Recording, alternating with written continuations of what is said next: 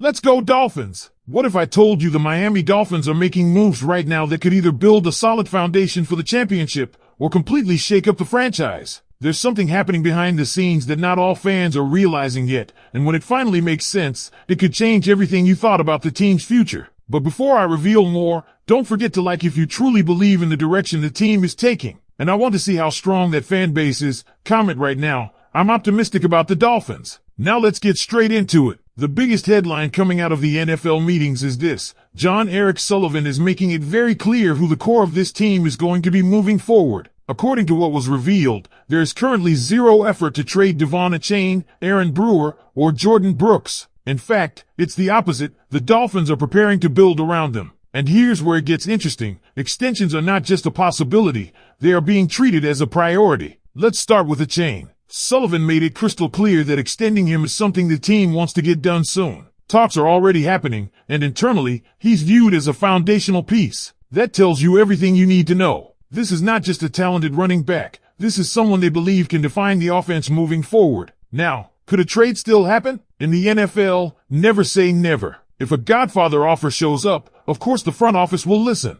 But based on everything we're hearing, the expectation is that Achane stays and gets paid. And let me tell you something that might divide the fan base. The projected numbers being discussed are around a 4-year, $61 million deal. That would place him among the highest paid running backs in the league, but not at the very top. Smart move or risky investment? That's the debate. Now shifting to defense, Jordan Brooks is another name that has been floating in trade rumors, especially with teams like the Dallas Cowboys reportedly showing interest. But Sullivan shut that down quickly by calling Brooks a pillar for the defense. That's a strong word. That's not how you talk about a player you're planning to move. Still, let's be real. If Miami doesn't receive a strong offer before the draft, Brooks is likely staying. And if he's still on the roster after draft night, the chances of a trade drop dramatically. Timing is everything here. Now here's where things start to connect. All of this ties directly into the bigger plan, building around Malik Willis. Both Sullivan and head coach Jeff Hafley understand one thing. If Willis is going to succeed, he needs help.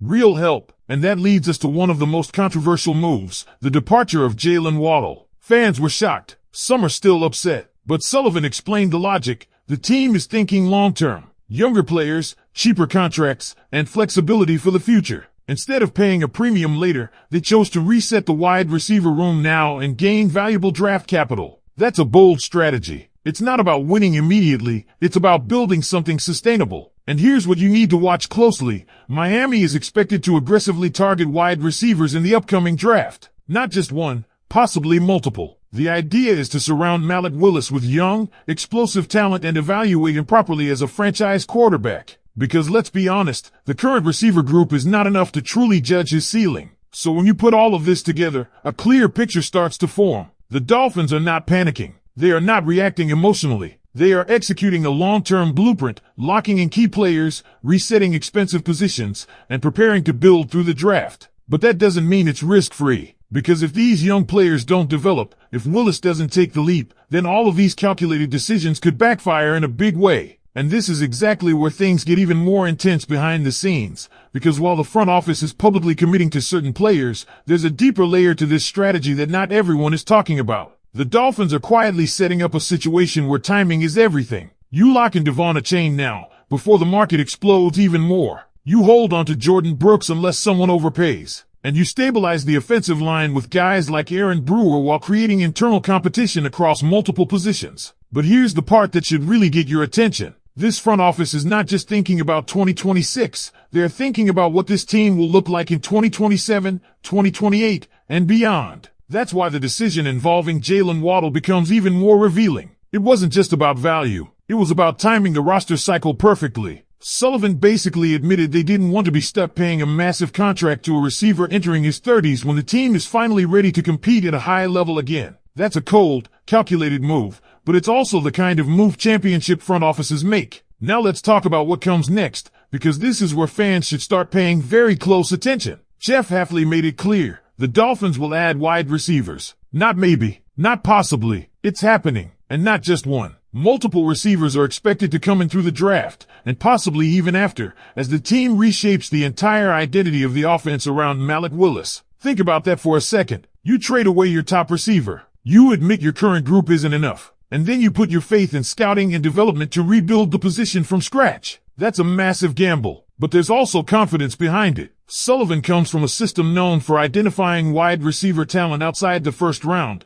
players who outperform expectations and become stars. That track record is now being tested in Miami, and the draft capital backs it up. The Dolphins have 11 picks. 7 of those are in the top 100. That gives them incredible flexibility to attack needs aggressively, especially at wide receiver. Don't be surprised if Miami double dips at the position early. Don't be surprised if 2 rookies are expected to contribute immediately. And definitely don't be surprised if this offense looks completely different by the time the season starts. Because everything, and I mean everything, is being built to answer one question. Is Malik Willis the guy? If he is, then this entire strategy starts to look genius. A young, affordable roster. Key players locked in. Explosive weapons on rookie deals. Cap flexibility. Long-term sustainability. But if he's not, then you've traded away elite talent, passed on proven production, and placed your future in uncertainty. That's the razor's edge the Dolphins are walking right now. And I'll leave you with this. The next 3 to 4 weeks, leading up to the NFL draft, could define the next 5 years of this franchise. Every decision, every pick, every contract, it all matters. And this is where everything comes full circle, because what the Miami Dolphins are doing right now isn't just a rebuild, it's a full identity shift.